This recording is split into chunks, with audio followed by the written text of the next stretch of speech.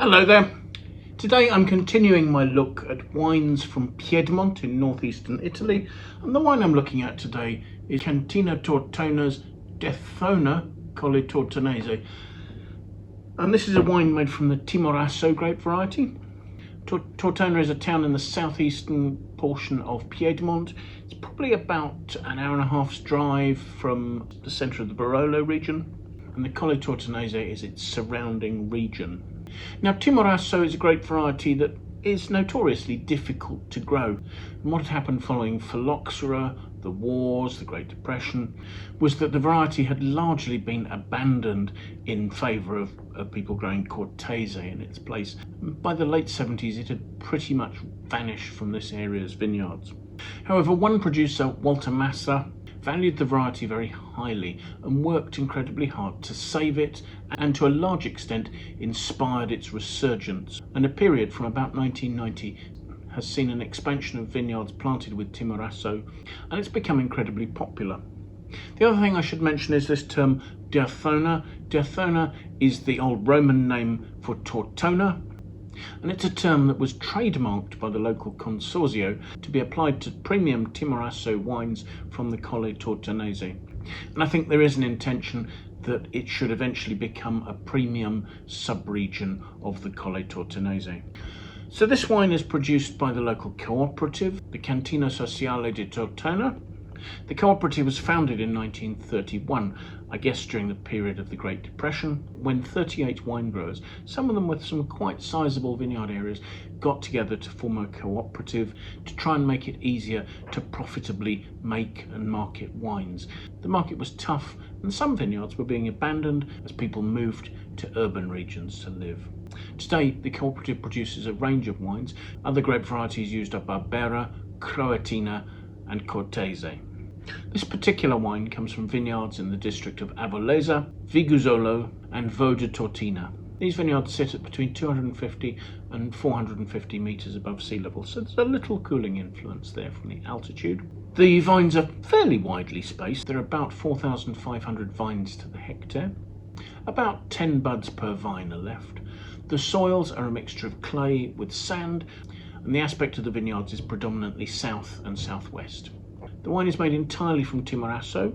The fruit was hand-picked at the end of September.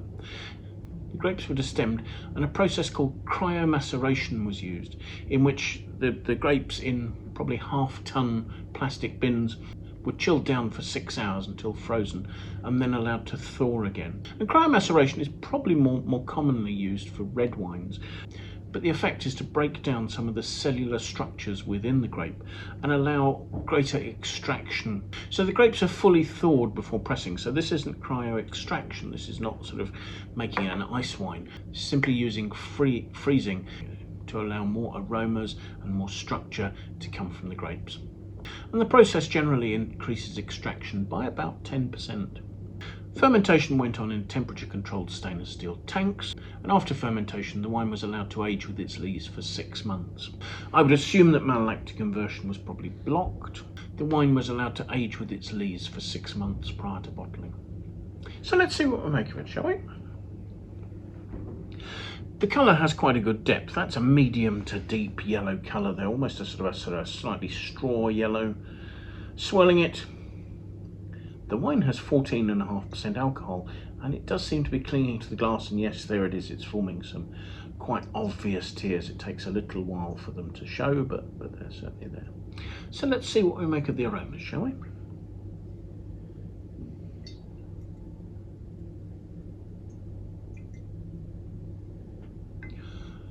On the nose, there's some relatively ripe fruit. There's sort of ripe stone fruit.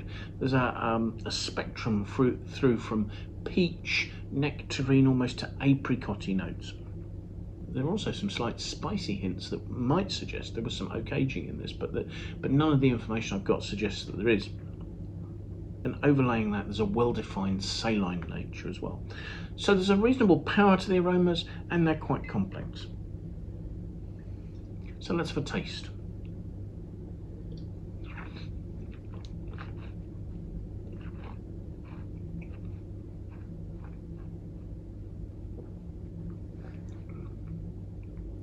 The wine is dry, Initially there's quite a mineral nature.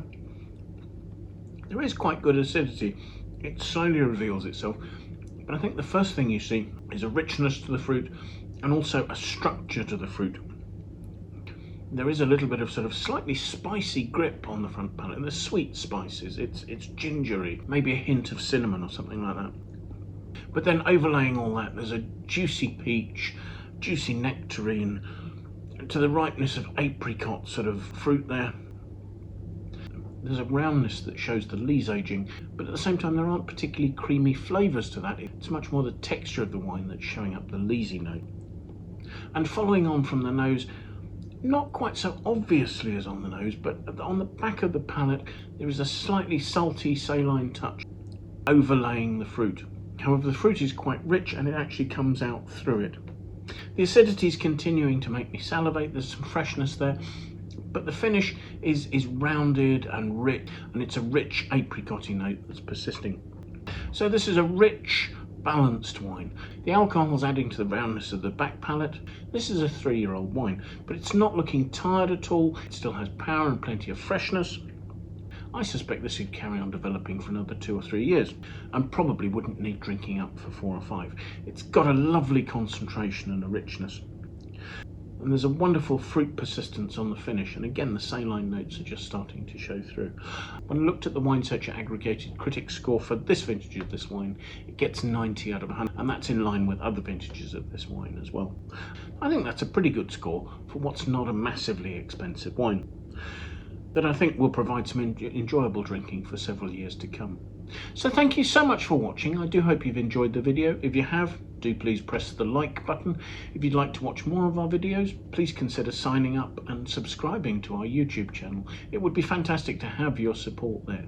If you have any comments you'd like to make, please pop those in the comments box below. We'd really like to see and hear what you think about the wines we're looking at, the tastings we're doing, or anything else related to this.